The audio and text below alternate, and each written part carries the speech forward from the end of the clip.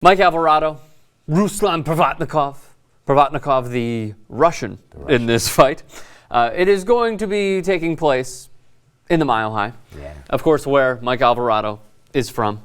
Alvarado only has one loss on his record. Provodnikov has 5, though his last fight against Timothy Bradley certainly oohed and awed everybody because he not only gave Bradley a concussion, but then he also took the fight to Timothy Bradley, something that a lot of people don't do against Timothy Bradley, let alone he doesn't really get knocked down at all. He had to take a knee in the 12th.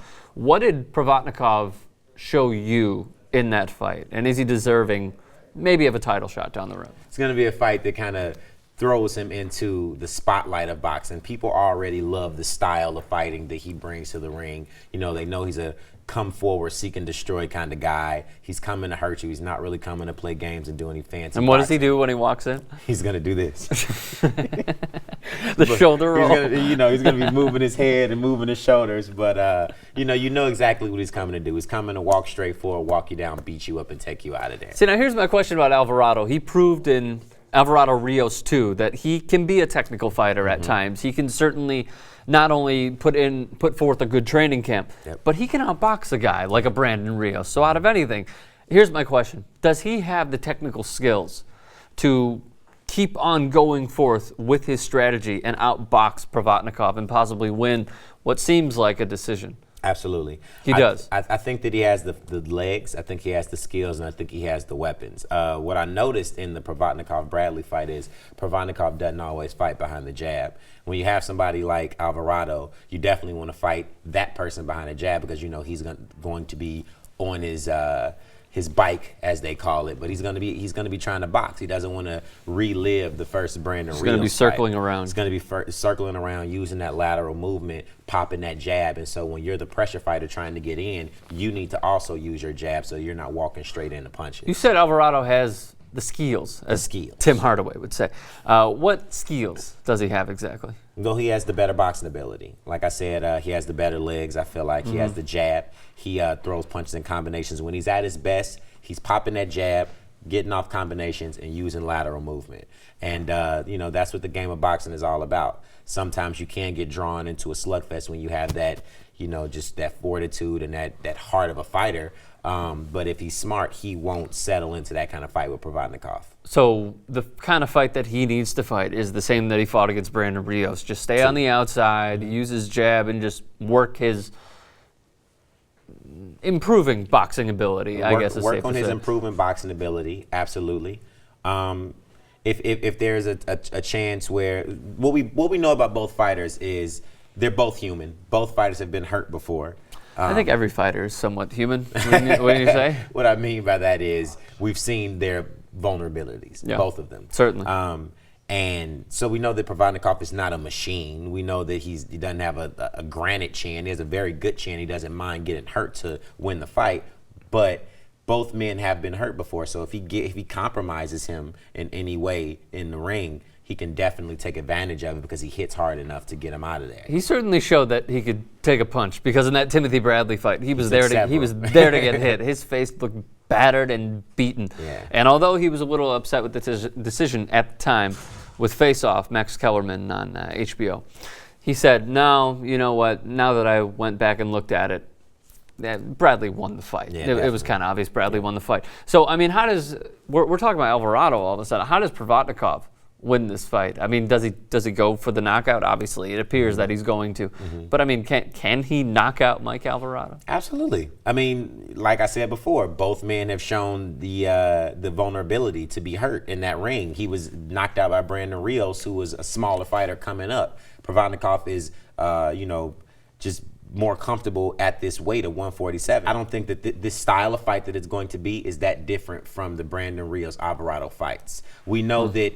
This is a fighter like Brandon Rios who's going to come for Alvarado. Alvarado, his job is to stay composed and not fight that style of fight. He can do it. He likes to do it, but it's smarter for him to box. And that's what the controversy is. That's what the fans are, is he going to stand in there and box? I mean, is he going to stand there and fight or is he going to box? Right. You ask me, what does Provodnikov have to do to get the victory? Yeah. I think that, absolutely he has to come in, He has to walk his man down. He has to come in behind the jab, and he has to give his man angles. Is what I noticed in the fight with Bradley is he gets centered. Yes. He gets centered, and he wants to plant his feet and land that overhand right or that big left hook, and he gets centered, and he doesn't move his head, which is why Tim Bradley was able to pop off those quick combinations and use lateral movement to, kind of confuse him. Sure. But if he comes in, uses his own jab, and gives his man angles, he can get off those power punches before Mike Alvarado can see him. Another edge you could say for Alvarado, he has a 3-inch reach. Oh, yeah. So that will also be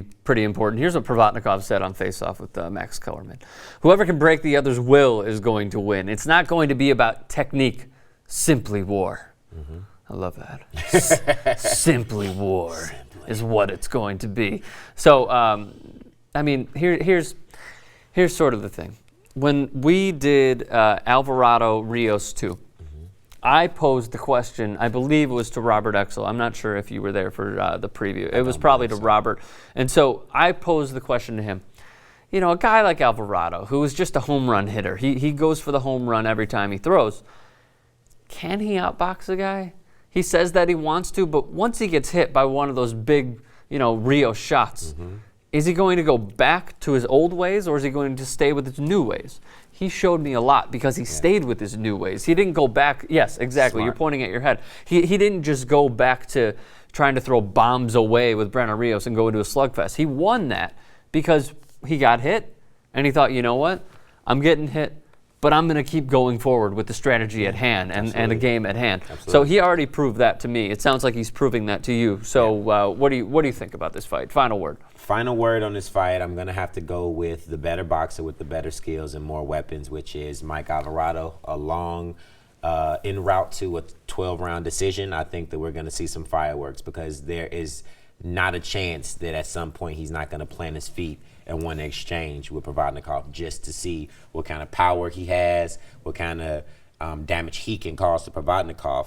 And I think that Provodnikov, in all of his fights is going to provide a very exciting opponent. Who do you think is the harder puncher between the two? Definitely, I'll have to say Provodnikov because he plants his feet more.